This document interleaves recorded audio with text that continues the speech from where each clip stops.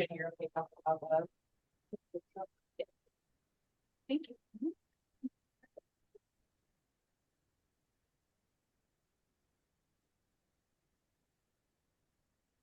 I hope not. Please. Oh, recording in progress. I am not going to start over. But for those out there who are watching this on Zoom, I'm Angela.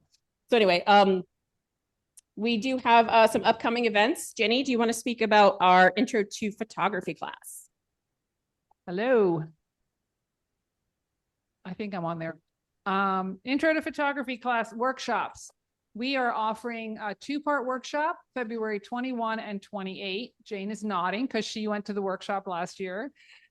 At least one of them. And for those of you here, we do have some little flyers printed out that you could take with you, a little stack of them to take to your library, or maybe you have a grocery store that has a, bulletin board or something, and really get the message out that we're offering this really good hands-on basics of digital photography, all the things you need to know about your camera so that you can really photograph with confidence. And then part 2 is more about, again, using your camera to really make great images, composition, that sort of thing. It's February 21st for part 1. It's a Saturday. And the next Saturday is part 2. And we go basically the whole day from 9 to 3 with a 1-hour break for lunch. And as I said, it's very hands-on. There's lots of people here to help. And we're hoping it's a really good group this year again. So let people know about it. If you're very confident with your camera and you'd like to come and be one of those helpers, let me know. Let Angela know. She's also involved on it. Bob's also going to be here. And people who have been to the club, to the workshop, have always given us great feedback on what they learned. Thanks, Jenny. We also have some competitions and challenges coming up. Mike, do you want to speak to your next competition? Hi, everybody. My name's Mike Rumler. I'm the competition chair for the club. The competition lineup for 2026 has been in the newsletter, I think, the past couple times, but just a real quick rundown. The next one coming up is March. Deadline for submissions is March 15th. And that's going to be kind of a different one. We're doing dual themes. So for pictorial category, we're doing still lifes. And for nature, we're doing a winter scene. So hopefully we'll get some more winter weather to go out there and traipse around and get some good winter scene images. And then in June, we have up close and personal. Doesn't have to be done with a macro lens, but we're looking for things up close on that one. And then in October, we have monochrome. So I hope to see everybody submit some stuff. And it's a lot of fun to kind of go through and see how things stack up and hear judges' comments. And we have some real good judges lined up as well. So that's it for competition. Thanks. Thank you. Also, Sylvia has started our first ever winter challenge, which runs through the 28th of next month. It's a fun way to share our pictures with everyone that we've taken over the winter. And the details are in the most recent newsletter about how to upload it. Our next presentation, just real quick, is January 19th. That's Jonathan Vanes. I'm sorry, my autocorrect. It's me, myself, and I, and he's exploring some in-camera techniques out there for us digital users. And then our next member presentation will be February 2nd, and Betsy Wilson is doing some at-home photo creativity oodles of ideas, especially timely since winter's here and it's cold outside. For those of you listening to the recording, did I mention we need volunteers for the board? We need them. Please feel free to reach out to any or all of us on the board, and we'll be happy to see if there's a place where you will enjoy doing it. So I'm going to introduce Vince. Thanks for my long-winded. Vince is one of our board members. I've known him for a year, and it's been more than a pleasure to get to know him. He spent a week this past May with Sam Abell. He is a National Geographic photographer. It had a really big impact on him, and I am really excited to hear what he has to say, because I think it would, no matter where you're at in your journey in photography, I think it will inspire you, hopefully. So take it away, Vince. Thank you. Okay, well, thank you, Angela. And thanks everyone for joining in this evening and giving your time. I'll share my screen. Can you folks hear the mic? Mike, can you hear that? Yep, all good. Okay, good. So as I was saying, thank you for giving your time up tonight to be here with us. I did, as was mentioned by Angela, I did a workshop with Sam Abell and at Whidbey Island, or on Whidbey Island in the state of Washington in May. And a number of the folks who were with me at that session have joined us online tonight. So thanks very much, friends, for doing that. I can tell you that this workshop created in me an extreme amount of excitement, and hence this evening's presentation. I was really moved by working with Sam Abell for those 5 or so days of that session. He was just magnificent. It was a continuous flow from his mind of with no notes, continuous talking and coaching. We didn't shoot with him, but it was he was very, very impactful to me as a person, as a photographer, and enough so that I have spent many, many hours exploring his work and studying his system and his creative points more than I have, I think, in almost anybody else I've ever studied throughout my career. His work has really affected how I've approached my photography since then. I will be going back to another workshop with him in March, and also we'll be traveling with him in April. So I'm quite privileged with that. In addition to my friends from that workshop, I have some friends from a couple other workshops I've done with Eddie Salloway, and welcome to those folks here tonight as well. I did this workshop with my brother, who's a painter and photographer. I don't know if David's online tonight, but Sam Abell got a kick out of having siblings. In his 25 years of workshops, he told us repetitively he never had siblings on any of his workshops. So that was kind of interesting. I have one note as a reminder. I have in the newsletter that I'm willing to do a Lightroom free thought workshop, but I need to hear from those who might be interested. If we have people interested by emailing me, then we'll go ahead and schedule that session. Yeah, that will be a Zoom, not in person. I'll pick a couple of my images and from scratch to the end, and then I'll want raw images from the people who are working with us, and I'll not have seen them in the past, and we'll load them and do the whole thing from start to finish. If I could ask people to mute and maybe just use the little signal for your hand if you have a question, I'll be more than happy to stop and answer those questions.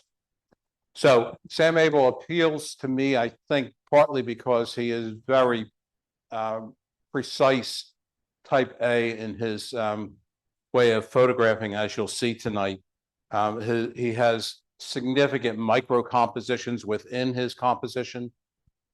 There's a lot of planning and great detail as he makes his photographs, and that just appeals to me and what he would call my sensibility, who I actually am.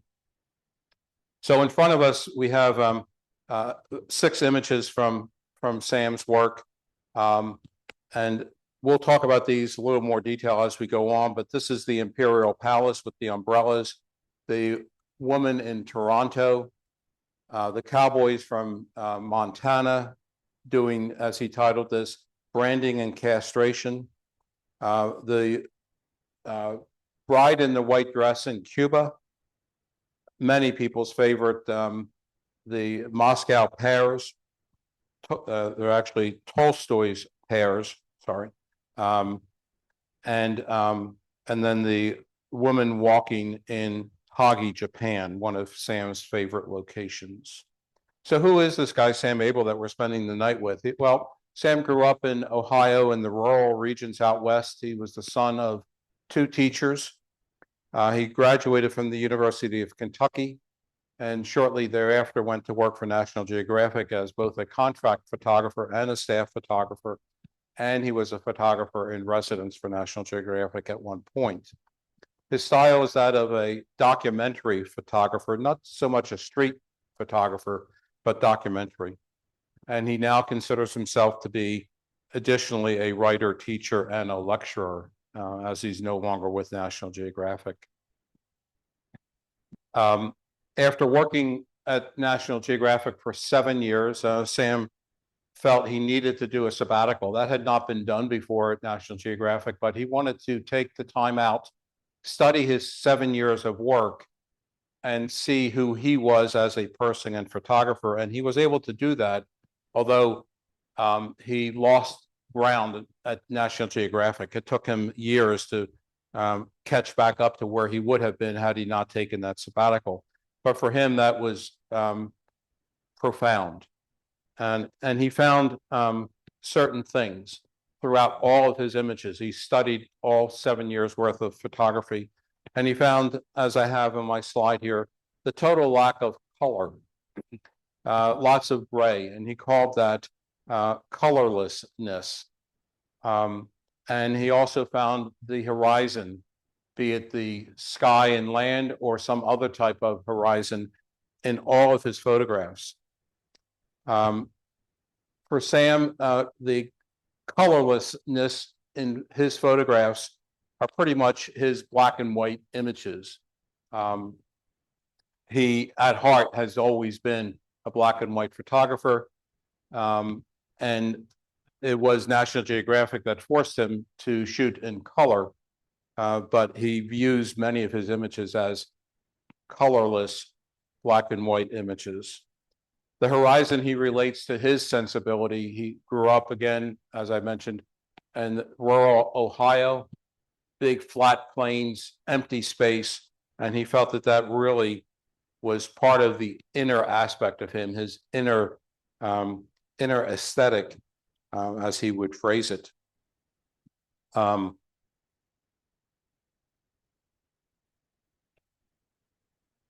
So I have a couple of images that of some of Sam's featured stories and cover stories and from National Geographic, and there were very, very many. In 1988, National Geographic released its 100-year anniversary edition. Sam Abell was the only photographer who had 2 images in that edition. He takes great honor in that. And you can see Sam up here pointing at, during our workshop, pointing out that a copy of that 100th year edition. In my research there, that's being sold by many different people on eBay for pretty good money. The 2 images that you see were very moving to him. The one on, I guess, your left is a window screen in a small inn in Japan, and behind the tree is light shimmering off the rooftops, which he feels brings a still life to life. So he felt that that was such an impactful photograph that he's used that as a book cover in one of his several books. The Tolstoy pears, Sam spent 12 hours trying to get this image. And you can go through his work and you can see the examples that he took as time went on. And until he had the right light outside, the right balance with the room light, the curtain, which he opened and closed, had the hem along the bottom as his foreground. We'll talk about that.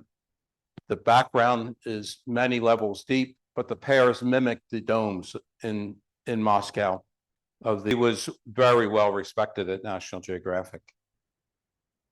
Sam talked about his Mount Rushmore people. Who would he have up there? And I have them listed here for you, and the characteristics that he felt went with these folks.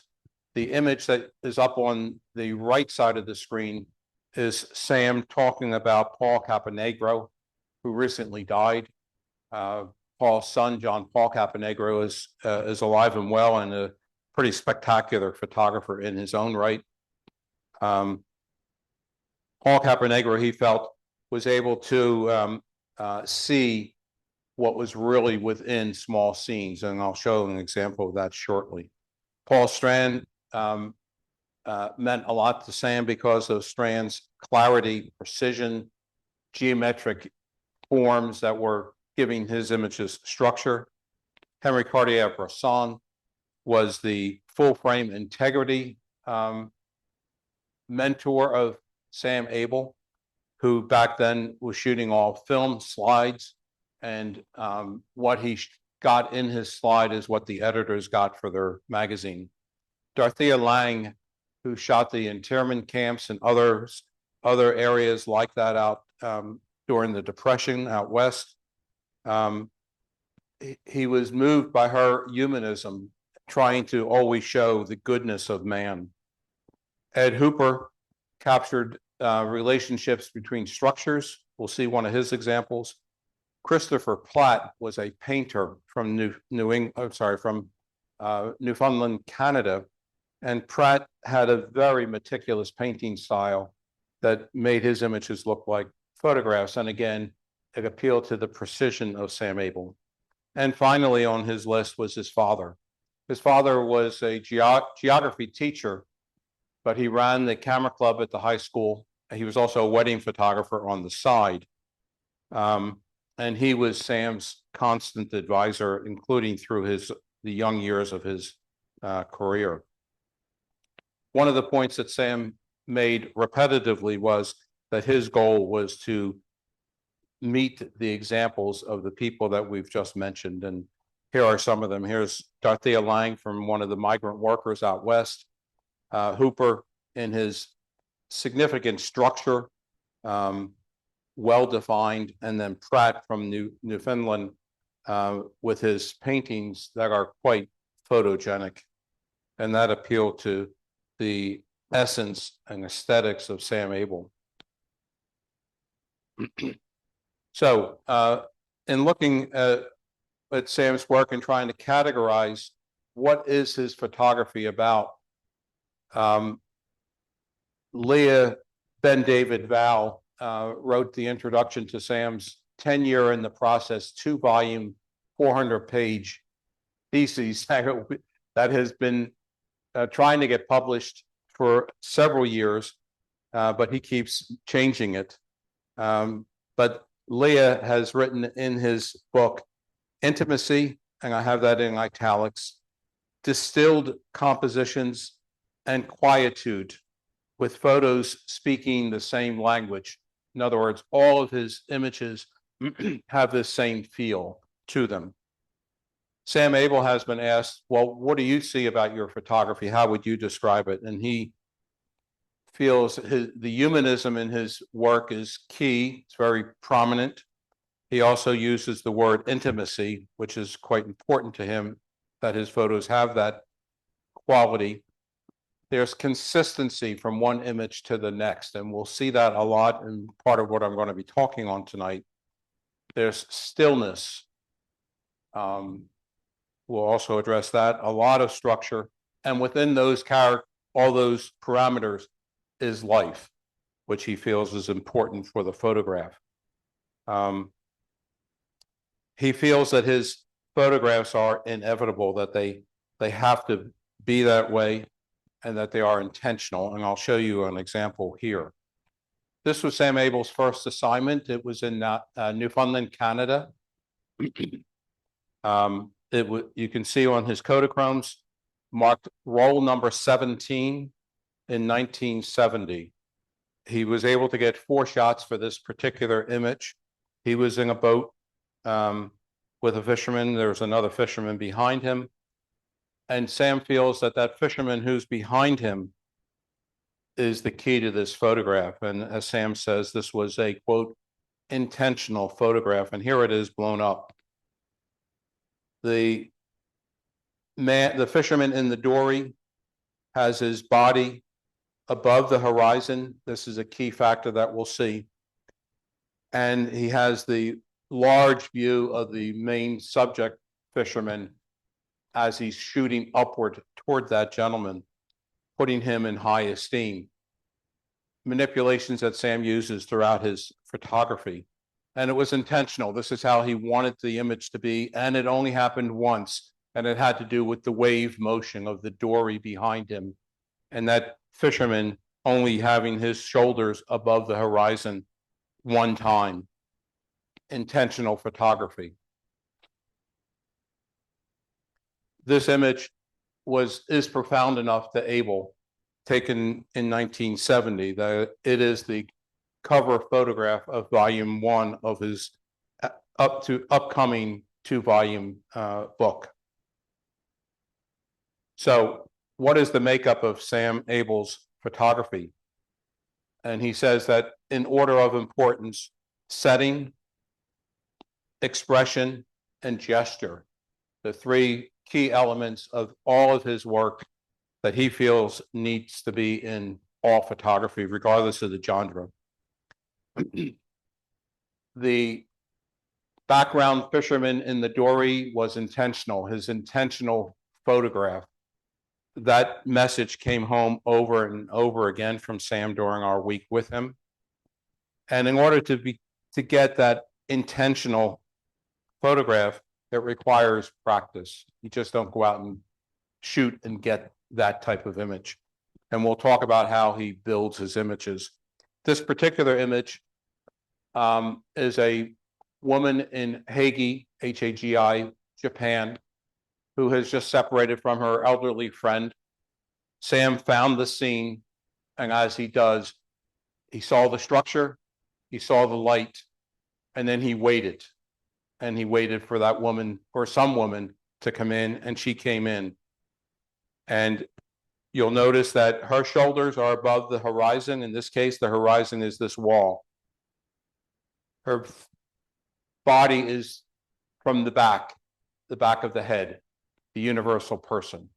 We'll address that as well. He does not feel that we need to see the face. He prefers not to have the full face in his images. We'll hear some of these tenets several times tonight. This is showing him practicing his composition. He uses currently now a cell phone on the left to practice. This is his backyard in Virginia, where he now has retired. It's a small farm that is being sold, actually. Lee, perhaps you could purchase it, switch farms. Once he figured out his composition, he then got his camera and took the image on the left. The frozen roped clotheslines, the fence. He elevated himself by standing on a stool. He often will get high or low, usually low.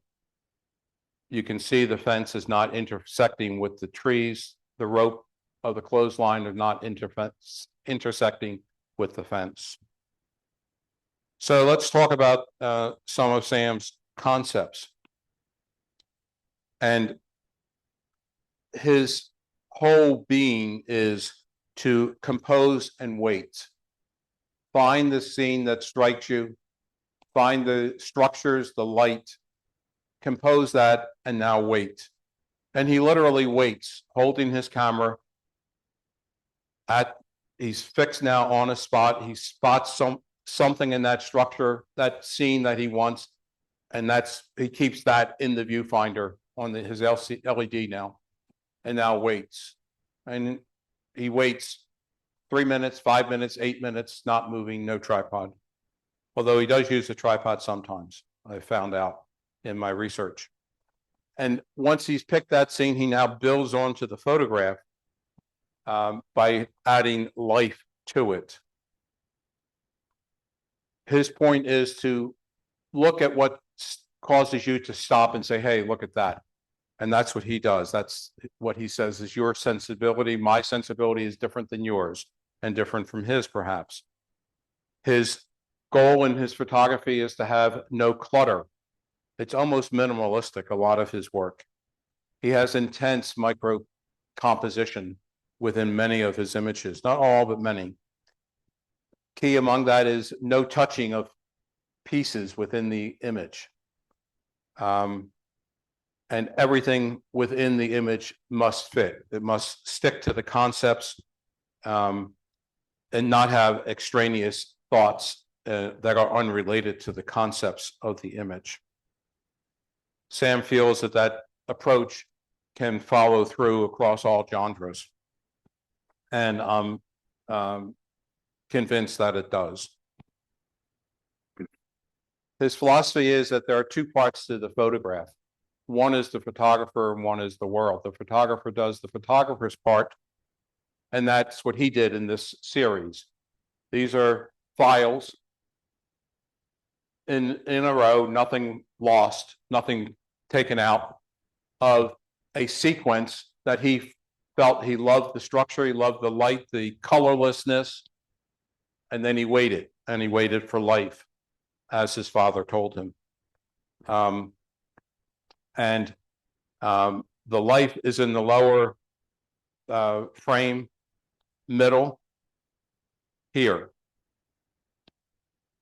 He, despite this being a fairly simplistic photograph, and remember this is on film, digitalized, and then scanned and all that stuff by me. He does not feel that this was a by chance photograph. This was intentional. He knew what he wanted when he saw the scene, and he waited for the photo to develop. If it didn't develop, it wouldn't have been a cherished photograph. It was an intentional photograph. So let's talk about what stops Sam when he's out photographing. To hark back to the last sequence, Sam did his part by setting it up. And for the last sequence, the world did its part. The seagull flew into his scene at the right height. That was a success. He built that photograph properly. So what does he look at when he's out there photographing? He's looking for shape and structure. And these are kind of in the order in which he looks. His mantra is the setting comes first. The subject is second. He tries to have life within all of his photographs, be that human or animal, usually human. The horizon almost has to be there for every shot. Again, whether it's artificial or nature. Ideally, there's a graphic foreground that gives foundation to his image. His images need to have lack of clutter and have clarity and not be jumbled all up. There need to be people in his images. The image has to have cultural content, should be of a gray palette, and no cropping. Very tough guidelines, trust me, when you have to show him your work. Unprocessed, uncropped. So let's talk about each one of these things, these guidelines that Sam follows. Structure and shape. As I indicated several times now, that's what draws him to a spot. He's always looking for structure. He tries to center his images around those types of structures. And structures are kind of broad, as you see here. Clouds, windows, doors, ovals, triangles, intersecting lines and shadows. All those things are structure in Sam's mind. He sets up his setting first, and then he builds on that. So that's his golden rule. And this comes after his father. Compose the picture, Sammy, and wait. Age 14 for Sammy. His canvas, the back of your LED, is uncluttered, uncomplicated, and then he adds to it. He fits the subject to the scene and against the background, keeping the subject and the background separated. The background is more important than the subject. He fits the subject into the background and does not want them to fade into each other. He feels that a good image is not just made with that subject and that structure, but what is behind it. That's the multi-level micro composition that he follows.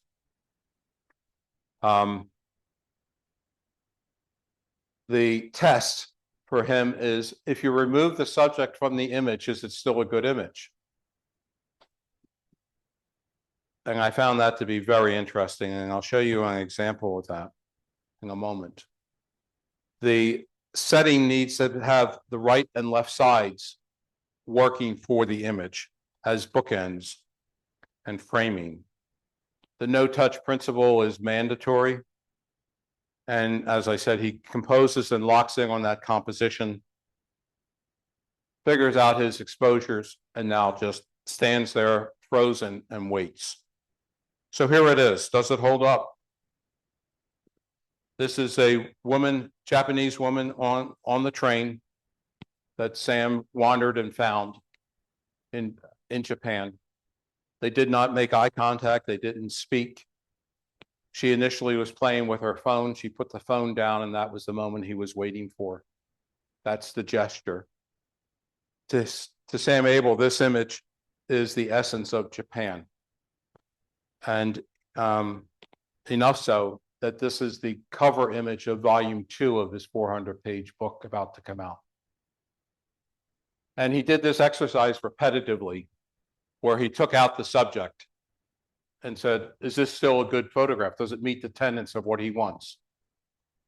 And his answer was yes. Her shoulders are above the horizon of the metal behind.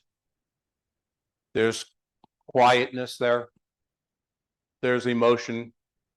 She's connected and has mystery. What is she thinking of? Is there a problem? And we don't see her face. Turns out she's a teacher and was just in her own world doing the commute to work. They spoke afterwards. Compose the picture, Sammy, and wait. Wait for life to enter, to animate your picture, and to make the picture come alive. He composed from the back of the scene to the front, and the background being critically important. And then he would populate the image that he liked with people. He would wait and hope that that scene would develop. He was doing his part. He was waiting for the world to do its part.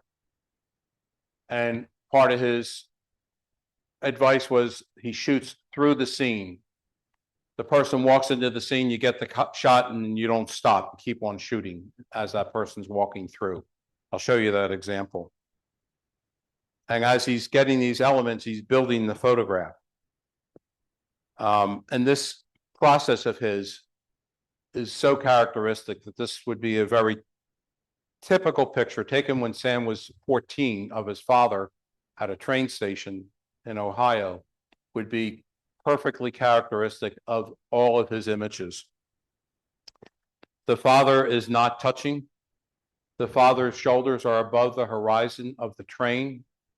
He stood and waited for that train to come in. They knew the time the train was coming. And he waited for the picture to take the picture for the steam to be released. Sam Abell considers this shot to be instrumental in his life as a photographer.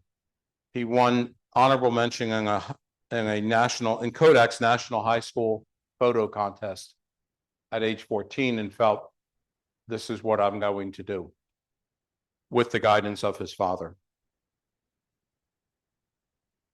The horizon, it has to be in every image one way or another. He's always looking for it. And he feels it makes the photograph his, it puts him into the photograph. Again, he says that this relates to his sensibility from the open fields of Western Ohio. He feels that a horizon gives the scene possibilities, makes it optimistic, positive, and visually strong. A horizon, and it's dealing and how you deal with it as a photographer, Abell feels makes or breaks the photograph.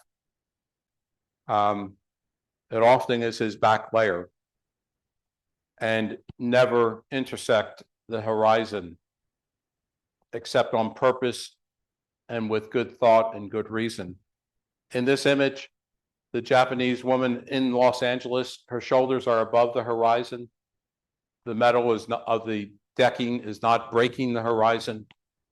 She was praying to the rising sun in Los Angeles in 2025 while the wildfires are going on in Los Angeles. But that was her daily meditation to the rising sun. Sam was there to receive an award from the LA Center of Photography. He had already taken this image in preparation for the ceremony. This image was auctioned off for the benefit of the LA Center of Photography. You may get their emails. It's a wonderful center. It was a limited edition of 25. This was Sam teaching us in Whidbey Island, Washington. And he's talking about having a foundation, a graphic foundation in the foreground of your image. He feels this is what builds the whole photograph, and he equates it to a theater and the stage in the theater. It could be almost anything, although he loves it to be a black and white, and I'll show you that. I happen to have captured that. It could be a curb, a wall, a traffic line, a patch of grass. But it's key to him. I mentioned that his images tend to be almost minimalistic because he does not like clutter in his images, and he needs to clarify, minimalize what's in there. He feels like chaos in the image is his enemy. So what does he mean by declutter? They need to be quiet images, few elements. Everything in the image must count. No extraneous junk that's not important. Nothing will distract from what he feels is the subject matter. If he can't get rid of the clutter by getting down low and shooting up, or vice versa, then the image doesn't work. And he feels that as one's ability and one becomes aware of their sensibility, that they can accomplish this with fewer tries. People bring most of the life into Sam's images. He feels that there's elegance to the back of people and to the profile of people. I mentioned that earlier. The face is an identifying factor. He wants a universal person. This is Sam Abell speaking to us in Washington, pointing to the umbrellas. This is the Imperial Palace of Japan. He was at all these places on National Geographic assignment.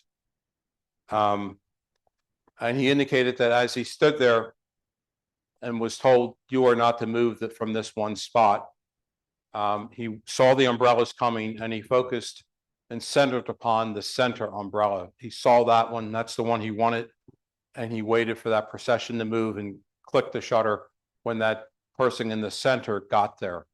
He spotted that umbrella from a distance. Intentional photography.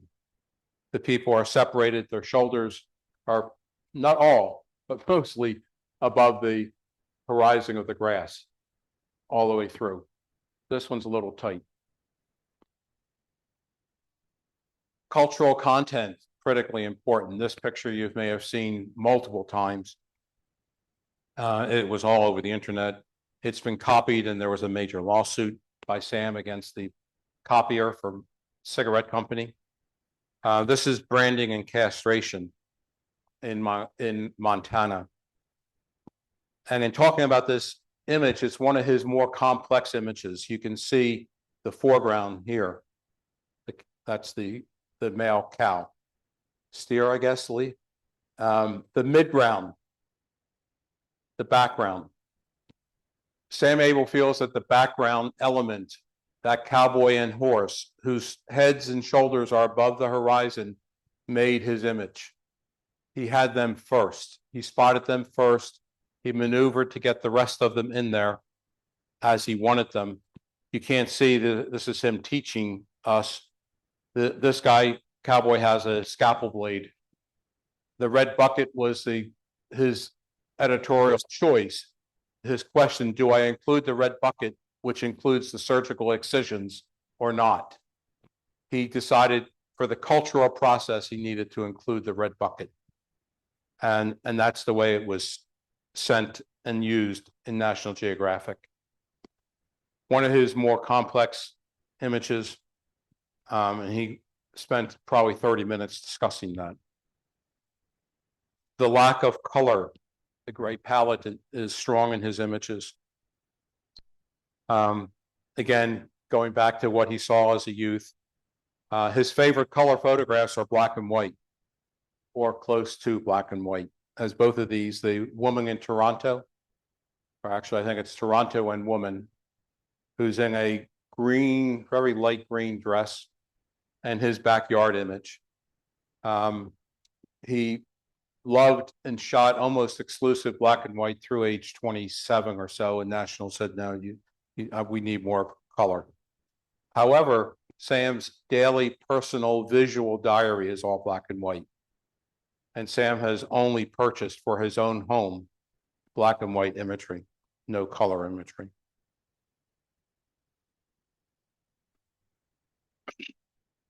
There's no cropping for Sam Abell or his students when you submit work to him. It's how he shot his 35mm film. He almost does zero processing on the computer of his images through today. He doesn't feel that you're able to, quote, fix an image with a computer once you've taken it. And he is critique-wise critical of images that have been cropped and processed. He does like square formats, although most subjects, he says, are not square. But if you have a square subject, square format works well. This is Sam in on Whidbey Island talking to us. I think I said earlier, he was free streaming. He would go off on tangents to answer a question and spend a half an hour on that tangent and then get back to where his point was, and was just talking from his heart. It was, I've been to huge number of conferences through my professional career. I have never been in front of a teacher who held me so spellbound. It was really pretty amazing. So again, in summary, what stops Sam Abell? And we've gone through each one of those, but what stops you?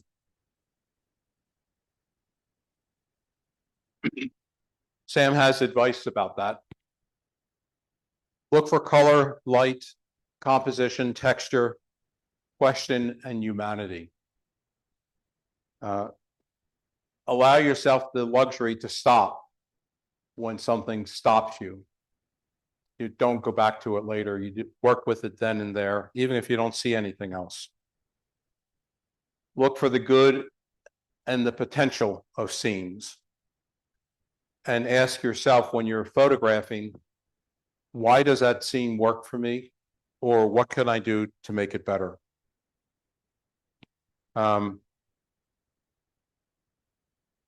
He says the more you practice and photograph, the more you will learn from your photographs. I just the other day started a workshop with Carlin Tapp, T-A-P-P, major black and white photographer out west. And Carlin related to this exact same thing by saying, your last image is your best teacher. Don't discard your images. And I've talked about that for a long time. When I am disappointed that I cut off something or I did this and this is not right exposed, you study that and you figure it out for the next time it gets automatic. And Carlin Tapp was right on Sam's advice. Use your photography to teach you how to make it better.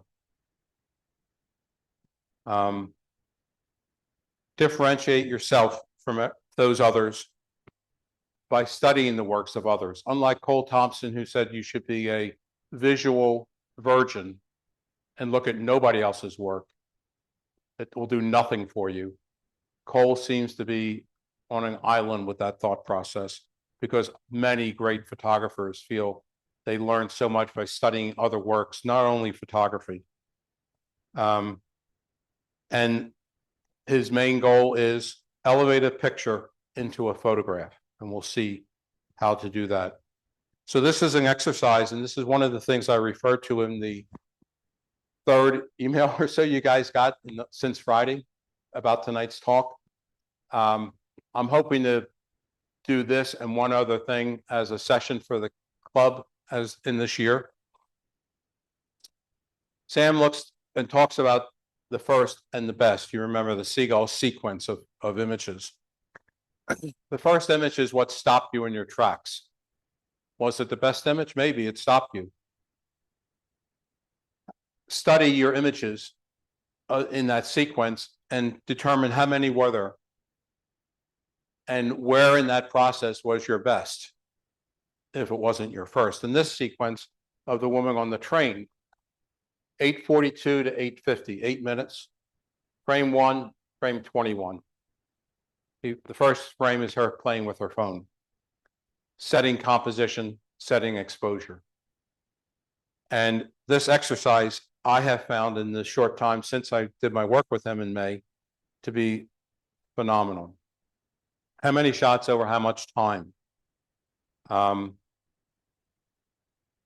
Once you see the spot that you like, now you have to work it. If you don't work it, it won't be good. I'll show you some of my own examples at the end.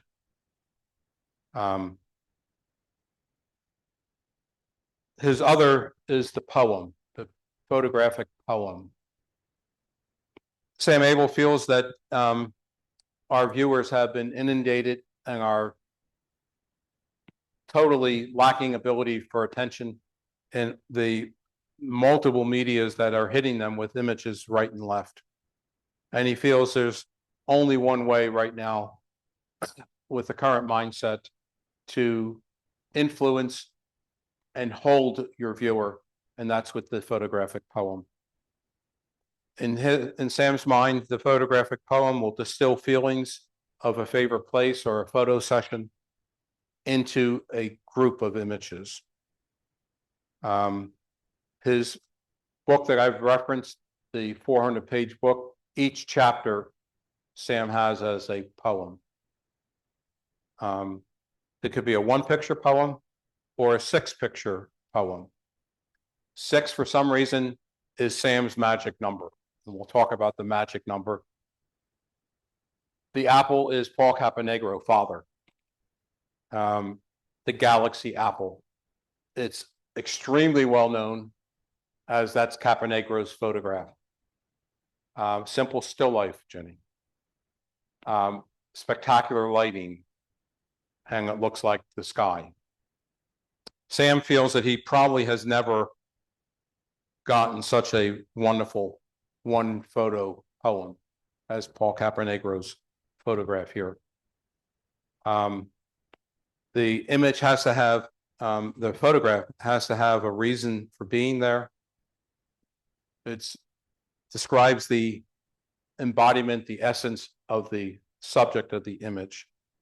But there's also the more easily done 6-picture poem. And the best we could get from him was that's the correct number. Although he didn't follow the tenet all the time. But 6 was the number, and that was our assignment several times, to go out and get a 6-picture poem, and it is not easy. He feels that the poem evokes a question, which he feels is the essence of all art, be it painting, photography. It must be suggestive and not explanatory. There must be room for thought process about what is this, in order for that group of images to have life. It must be concise, brief, tight, and it must all work together as an organic unit. And it does that by having consistency. That's a word that he used over and over again. Consistency of shape, style, substance, sensibility, and spirit. And not only that, it has to have tonal coherence throughout the poem, and there can't be any tone breakers. The rules are tough. So consistency of shape, style, substance, sensibility, and spirit with tonal consistency and no tone breakers. I'll put that in the newsletter for later. Because this is my other thought, my number one thought before we try the other one, that I hope to have in 2026 for our club is the 6-picture poem. If one of those images is your best image, but it doesn't fit those rules that we've just gone over, consistency, it doesn't get in your poem. It might be the best picture you've ever done, but it doesn't fit the poem. There needs to be a subject that unites the poem together, and makes the poem then will make a statement about the subject. The beginning and the end of the poem are critically important. The best picture of that sequence that you want to now show us as a poem doesn't go first. I was told that it's very much like a piano recital, which my grandson's going to have soon. The young kids go first. They don't go last because they get blown away by the older kids, and then they can't play. And he feels the poem is the same. The last picture is the best picture, so as not to destroy what follows. Think about that when you do PDF slideshows of your last trip. The first lead image needs to be the showstopper. It needs to have holding power so that your person who's looking at the pictures doesn't just fly right through it. That's kind of like the grabber. And that's what he called the power start. There needs to be a statement within the poem that shows intrigue and involvement of the images. And he feels that in trying to figure out which images go in there, each image has to have good power, and one amplifies the other, and they have to be related. And just like your best photograph ever, if there's an outlier, it doesn't fit the poem, it gets nixed. So what's the test for a poem? The first and last images need to speak to each other, spiritually, aesthetically, culturally, and artistically, to make the poem work. That's the first test. Do they speak to each other, the first and last, to hold it together? The next thing that he will look at is he lays out, either as I did for a recent project, on the dining room table or on the computer in grid view, where you see all your images. Lay them all out. Are the photographs that you intend for your poem harmonious? Do they fit together? Do they speak the same language, or do they have the same tonal content? Is there quietude, humanism, structure, and life within those images? These are the tests that Sam uses for his own poems and for his student poems. And I want to go through some of these with you. The way this is set up is the 6 or however many images make up the poem, going this way, first and last. This is the Imperial Palace of Japan, one of his favorite places. And this is, of his thousands of images and multiple times to Japan, this is the essence of Japan for Sam Abell. This is what Japan is. And he brought that down, distilled that down to those 6 images. The circle is a archery target. He considered that to be the best of that series, to show you the essence of Japan. Sam went canoeing for 14 months. This series is from the Okefenokee Swamp of Georgia.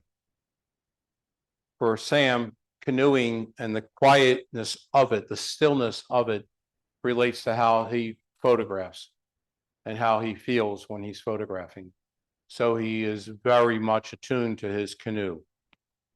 And he has 6 images in this one, the first and the last being what he feels is his best of this sequence. So 14 months of journey throughout North America in 6 images. Chapter in the book. Hokkaido in northern Japan is very popular among photographers these days.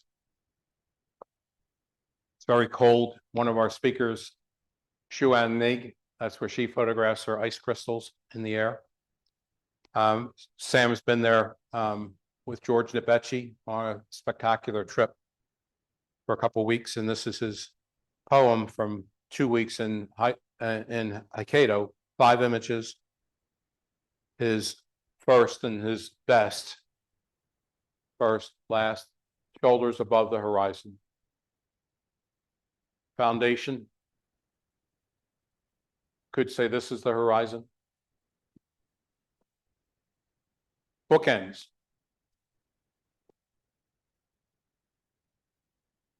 We looked at the images without the bookends. Wasn't the same image.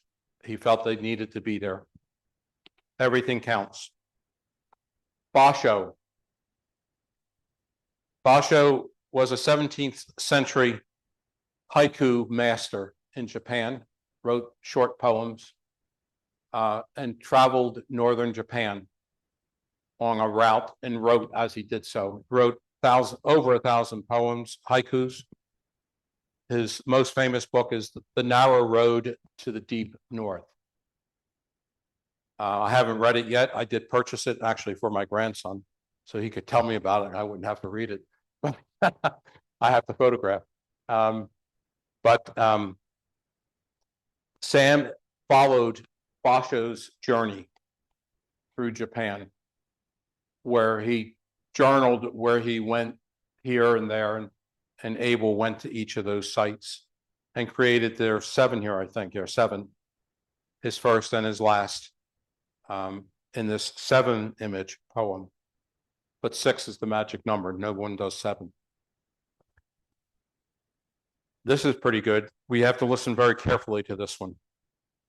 Editing thoughts by Sam Abell.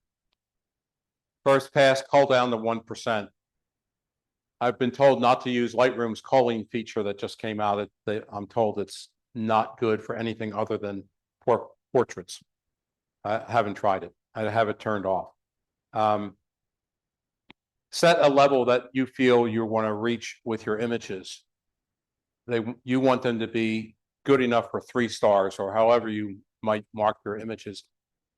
That's the benchmark. That's the bottom line. If it doesn't meet that, put it aside. Don't necessarily throw it away. Put it aside. And you end up building this pyramid. And the last point is the most important point. Don't kill your subject with volume. You don't need 50 pictures of the same thing. Pick the best one. This is Sam. We're on a ferry here, and he's composing and waiting. Stood there for 5 minutes, didn't move. Sam Abell had many projects over time. He defines a project as a sustained meditation of a subject. And you can see some of these, the cowboys, the canoes, the Mexican woman at the wedding, the Imperial Garden, the Japanese woman at the wall, Newfoundland, etc. This is directly from his website, www.samabell.com. Sam has a number of books. The last one, Consistency, which he preached over and over, is the one that's due out at any moment. Consistency has the 2 images that you see here, the Newfoundland fisherman and the Japanese woman on the train. Volume 1, his years at National Geographic, all analog. Volume 2, his years since National Geographic, all digital. Karan Silas is what some of us feel has become his protege. Sam is limiting his workshops and stopping his workshops. Apparently, he's not going back to Washington.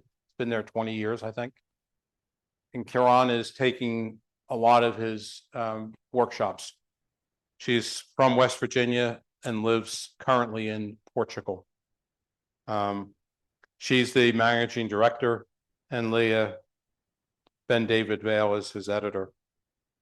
He's got numerous awards. He had his first solo show in 1990 at the International Center of Photography, a wonderful place in New York City. And that's a picture of him and his father at that. Stay the Moment was the title of that endeavor. He's been elected to the National Hall of Fame. He's gotten Lifetime Achievement Awards. He's in very, very high regard. And I want to close this part of my talk. And there is going to be a second part with what I've used, how I've used his work. But these are just more of his images. There's a very unusual one here in the lower corner. Who knows who that is? Cindy Crawford. His arm was twisted to do a commercial ad. He never had done that before. Was not happy about doing it, but was happy afterwards. And he said Cindy Crawford was pretty spectacular as a model. They're out in the desert in Arizona, I think, with the cars. This image is Black Lives Matter, which is no longer there. It's been black-topped over in Washington, D.C. The Boys of Ireland, their heads are all above the horse horizon. A storefront window, a flower shop with no flowers. One of his famous images from Japan with the bookends. More structure in Cuba. Life happened. Life happened in Japan. Questions, anyone? Yes.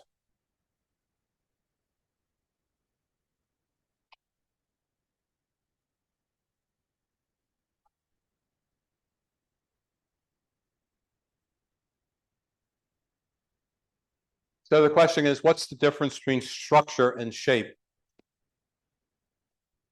That's why he includes clouds. That would be kind of shape.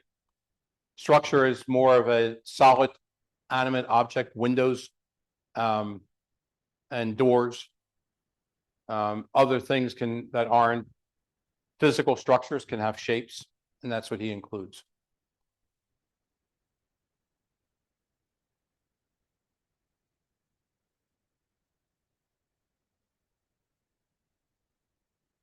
You can unmute yourself if you have that question, whoever that was.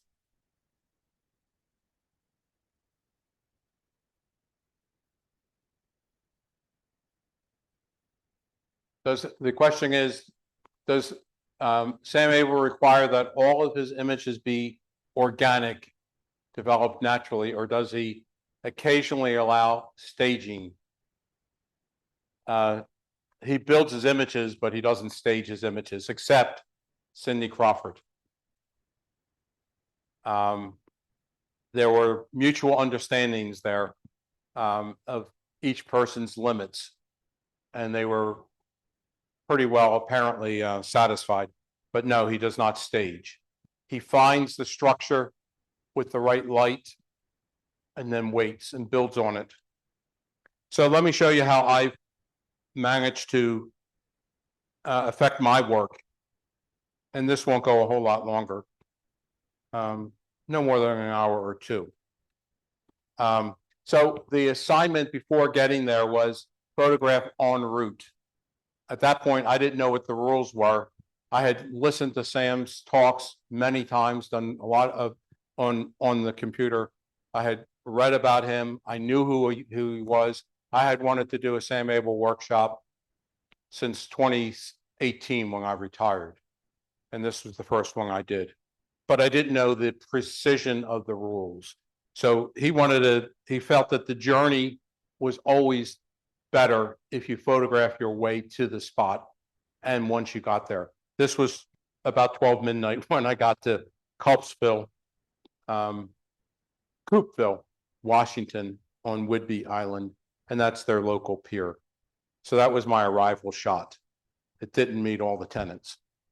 But here I am, I'm composing, here's my structure. I'm composing and I'm waiting for life. And guess what? It didn't come until this guy came up. And how do you think he got there? Photoshop generative AI. Sorry, Sam. This is a joke to my friends that I share images with. This is Fort Casey from 1897. And I stood there as long as I wanted to, and nothing happened. So at home, I put my cowboy in there. I tried a couple other shots. This one looks pretty good of my brother climbing Fort Casey. However, I cheated. I told my brother, I yelled from down below, stop, keep your foot up. And I photographed them. So I cheated and it looks okay, but it's obviously a cheat. The next two are real. I did these with Mace, who's on with us tonight. Mace came to Philadelphia and we did a photo walk, which we're going to do in April, May for the club. This is not Rittenhouse Square. This is Washington Square in Philadelphia. And I'll show you this again in a poem. Bookends, gray foundation, waiting for life, these two guys. I hope you can see that. And structure, no touching, waited for this guy to walk through my scene. This is the foreground. I'll call this the horizon line, and he's above the horizon. First and best. This is one of the exercises I think we're going to try. If I might interject that to us. The number of shots, the amount of time. This was the very first assignment that we were given. Go do a first and best. I jumped off the ferry onto, I think this was Townsend Island. Yeah. I spotted structure over here. The windows and doors. This was perfect structure. The ball was structure. I saw that spot, that shot, and I set my tripod up. I checked my exposure, etc., and stood there. And here's life coming in, coming in, coming in, and going through. Shooting through the scene. And 6 shots, 2 minutes to get me this. And again, his shoulders are above the horizon. Sam Abell commenting, the sailboat in the distance, in the background, is not breaking the horizon of the trees. Black and white foreground structure. Foot is in the air. That meets the tenets that I was trying to accomplish. First and best. This red barn is a 7th generation family farm, the Arnold farm, quite historic in Washington. That building was built in 1918. There's a small part of the building that, actually this is it on the left side here. This used to be the entrance to the hangar that the great-great-grandfather had for an airplane to dust his crops. I saw that red barn from the road, made a fast stop, found the dirt road and went down the dirt road, and the guy was as pleasant as could be, welcomed us aboard, my brother and I, and talked to us and showed us around. And I wanted this barn on the right. So the red barn stopped me. I took 46 shots, spent 36 minutes photographing the barn. Did other photographs on his farm, but that's what I did there. And that's the image I ended up with. This I found interesting, first and best. This is along Eby Bay, along the ocean. I listed these for Sam in our discussion as the first on the left and my best on the right. He looked at that and he said, well, you got them backwards. The one on the left, he felt was the best because there was more mystery. The other one was too wide and too open, and you saw the fence going up, and you had more, and you saw the trail up there. This he felt was the better image. I took 2 trips there to get that image because I really liked it. 106 shots, 13 minutes total of shooting those images. This is one of a series. This is the best from the first and best. And this is what Sam defined as, when he looked at this, the horizon line, the stage, mystery of what this smoke is. And it's hot oil towels from one of the boat docks in Port Townsend. So I mentioned that Mason and I went to Philly for a walk. And this is my guy with the shadows and the fire escape. 3 minutes, 12 shots. My best shot is right about here. That's the one on my right. It's about halfway in, what I consider the best shot, but I have him going all the way through the picture. Here he is here, and he's exiting the scene. I saw the shadows. I lined up the edging. I had Mace telling me that's a good shot, so I made sure I stayed there while he was doing something else. And then very quickly, this guy walked through the scene, and I thought I accomplished it. This is the Washington Square in Philadelphia. First and best, 18 shots, 2 minutes, waiting for life to come into the center. I showed that image earlier. This one I just put into the slideshow a couple days ago. This sequence goes back to 2021. 83 shots, 26 minutes. I remember every single detail that Jane could attest to. I wrote her an email about it. She lives near this farm. I felt this is one of my most exciting images. I really love what I consider to be the best. Curiously, I rated this on my computer as 3 stars, and I rated both of these water scenes 4 stars.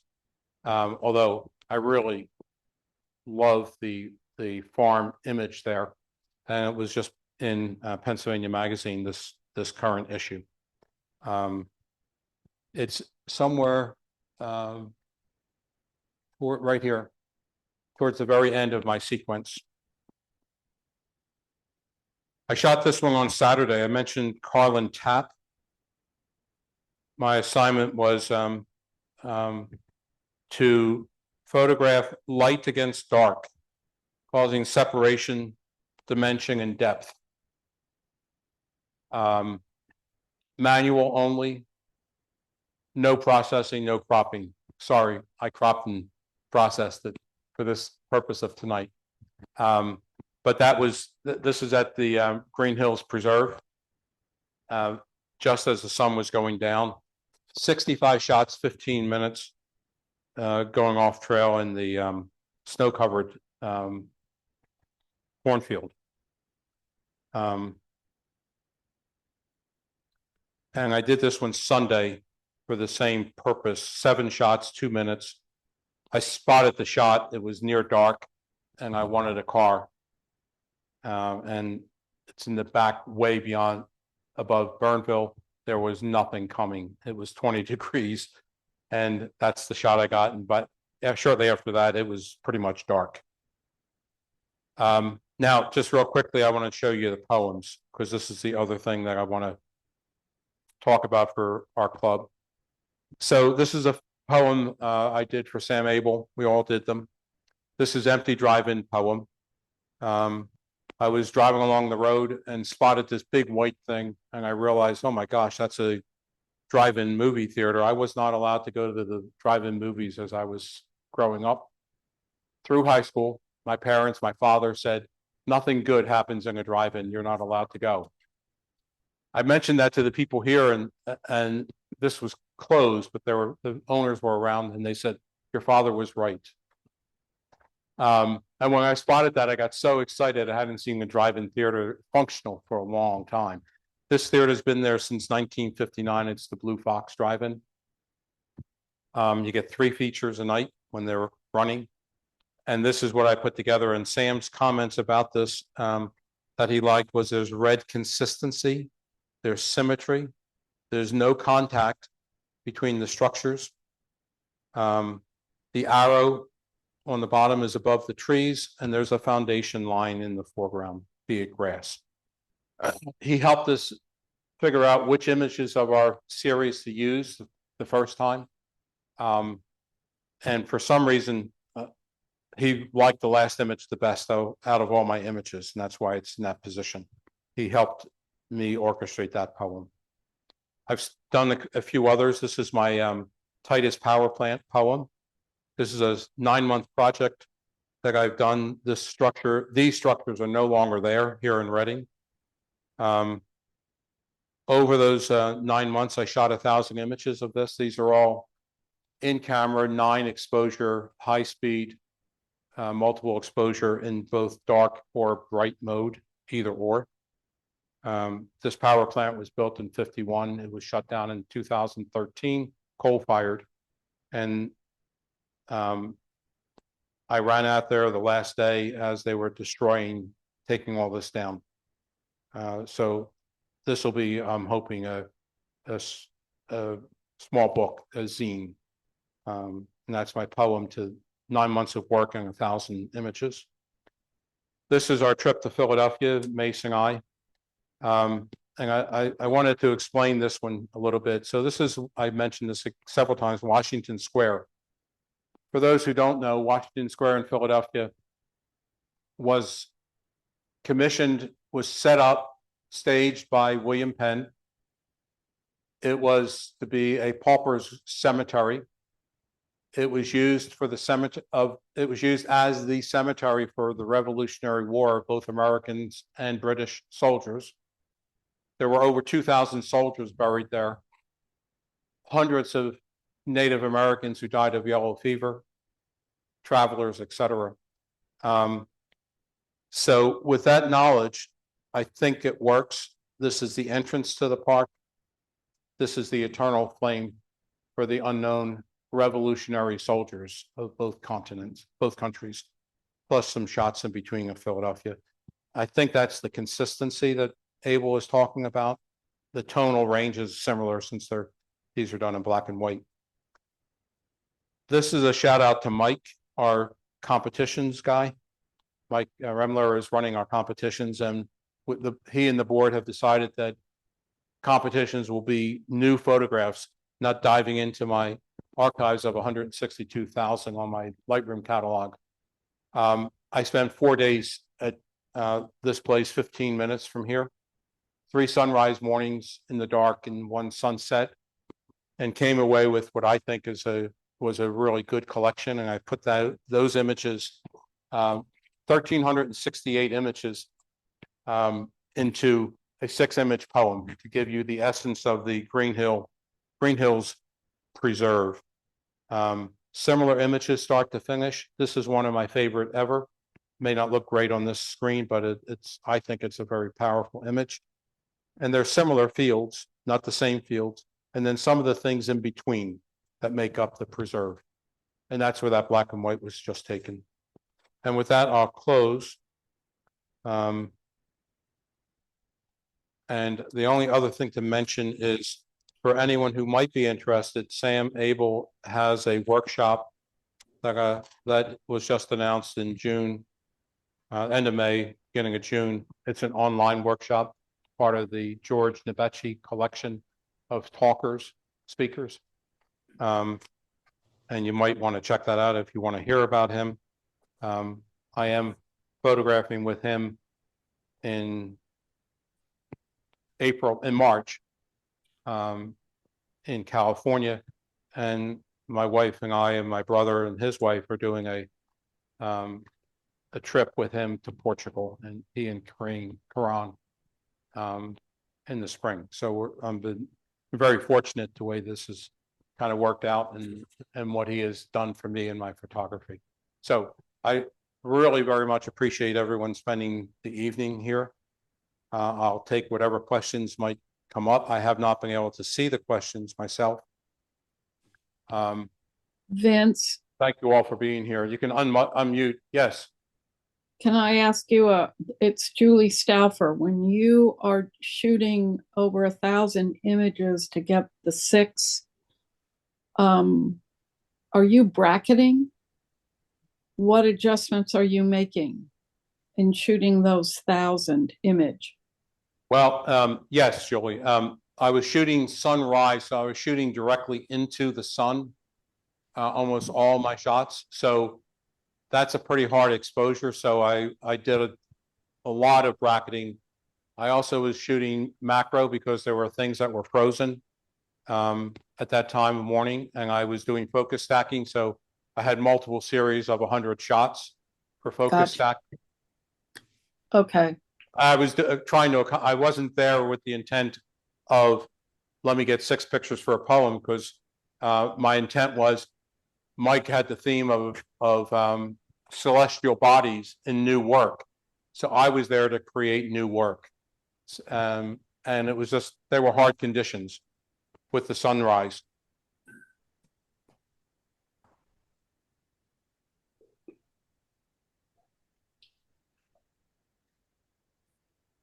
It's not a steer yet. Oh, it becomes a steer afterwards. Thanks, Lee.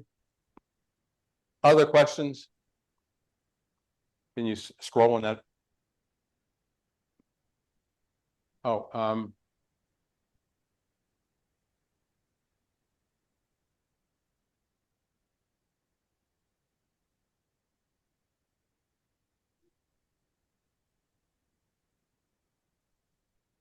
questions? Thank you for all your beautiful comments.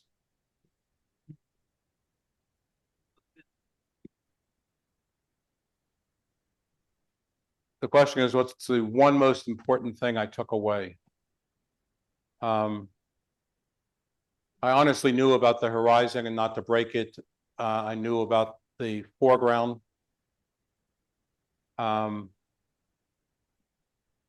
Waiting for life. It's a lot of my photography. I wait for life to get the heck out of my picture.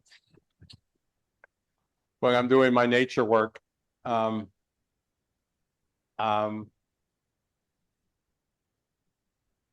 would say the declutter. So many images that I see and that I do are just chock full with stuff, and you say, what's the subject? Declutter, which is a term my wife would love me to do at home. Sorry, Susie. As we've gotten much older, and I'm averse to decluttering at home because that means you discard stuff. But in my images, that would be one. And the second thing would be, as he said, quietude. I really am drawn to those images, and I love the way that was expressed, and the colorlessness. To me, that also works. So they were probably the important ones for me. Vince, does Sam have a favorite lens that he tends to use a lot? The question was, does Sam have a favorite lens? He currently shoots with a Fuji. He has shot with everything. I think at one point they advertised that Sam used Canon. He did Nikon. I don't believe he did any large format work. He's 82, and that's not a secret. So weight is an issue. I mean, he tells everyone how old he is. I meant the focal length. Yeah. Okay. He says that the eye sees what a 35 millimeter lens sees, 54 degrees. So if he were to pick one focal length, it would be a 35 millimeter. It turns out that Carlin Tapp, that I've made reference to, who's taught for Santa Fe workshops for 20 some years, very much a master. This assignment that I made reference to for this, that I went out shooting, he wanted 35 millimeter. It was restricted to that. No crop, JPEG only. We don't know the power of our cameras these days, and this was to teach us the power of the camera. So for the two people I've spoken of, it's 35 millimeter. And I think that's about what Sam would use most of the time. Did you find yourself shooting 35 on the workshop, or? No, I didn't know everything. I didn't know all about him. Sure. Yep. when I go in with him into California, I'll only shoot 35.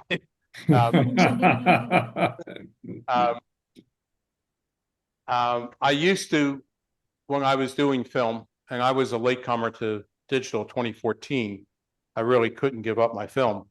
I had single focal length lenses, Mhm. and my 28 single focal length lens was very, very highly used.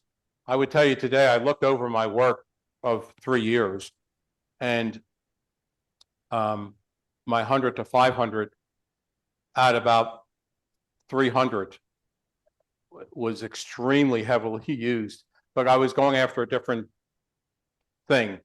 Mhm. Yeah. Very tight landscape shots. I do a lot of not flower work, but a lot of bushes and things like that, and shooting through stuff. And almost all of that is done at 200 millimeters. Right. But if you're doing the Sam Abell type of work, you're looking at 35 millimeter lens. There was a question up here. What other workshops have I taken? Which ones haven't I taken? This was the first in-person full workshop I did. 2018, I had desperately wanted to hear Sam talk, and he was speaking in Portland, Maine, which is a full day's drive from here. And it was kind of a bizarre story. I won't bore you with it, except that I woke up with no hearing in my left ear, acute no hearing, could hear from the right. And I said, well, I can't wait time on this. We have to go hear Sam Abell. And we drove to Sam Abell in Portland, Maine, sat in the very front of the auditorium, 2-hour talk. And I continuously asked my wife, what did he say? I heard about 25% of what he said. I was very disappointed. Fortunately, with a lot of work, the hearing came back. But that was in person. I didn't get very much out of that one. I did a lot of videos, and this was the first time I was with him in person. And the question I really had as I was listening to him and really learning what he does is, I do nature photography mostly. How does this fit for me? That made it really hard. And his storyline was these principles, many of them, work for everything. And when I was out there Saturday and Sunday with the black and white, he was on my mind. I was trying to think about him as I was shooting landscape.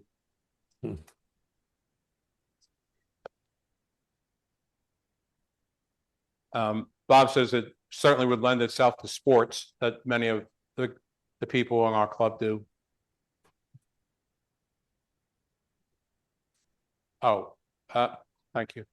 Carlan, Carlin Tapp, Tapp. He's Native American heritage. He's out in New Mexico. His website is phenomenal. His foundation is amazing. I hope in the next year to do a workshop with he and my 16-year-old grandson. He does 1 or 2 person workshops. And his black and white work is astounding. I would look him up. You'll find the current course at Santa Fe Workshops. Was the question what other workshops have I done, or have I not? Eddie Salloway, a number of the people on tonight are friends of mine from workshops we've done with Eddie Salloway, who's he was my number one. I'm not sure Sam has passed him, because I've learned so much from Eddie Salloway of nature, the aesthetics, the quietness, the stillness, the artistic nature of things. Salloway, Eddie Salloway. He is. Eddie spoke to us some years back, 2021, I believe. But a number of us have been to Maine repetitively with Eddie Salloway. I was in Japan with Eddie Salloway. He does very, very special photo retreats for his alumni, people who have taken workshops with him. And the Maine is a retreat where there is no teaching. You just go out in the Appalachian Trail yourself. there's about a hand, maybe 10 people in his workshops. He's in Big Sur as well. He teaches at Maine Media Workshops occasionally. The Russian guy,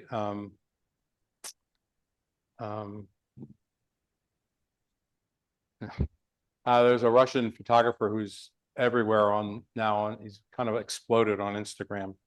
That I went to Patagonia with. I can't remember. Oh, Daniel Corden. I'm trying to get Daniel to speak to us. Been not successful yet. And a handful of others.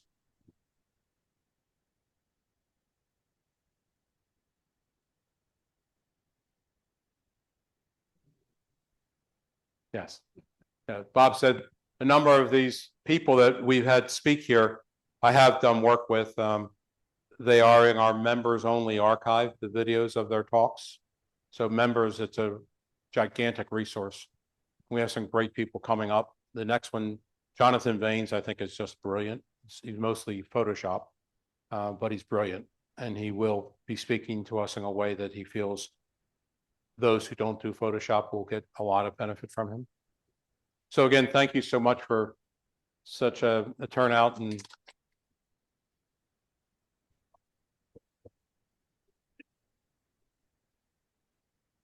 I'll stop screen sharing, I guess. I did.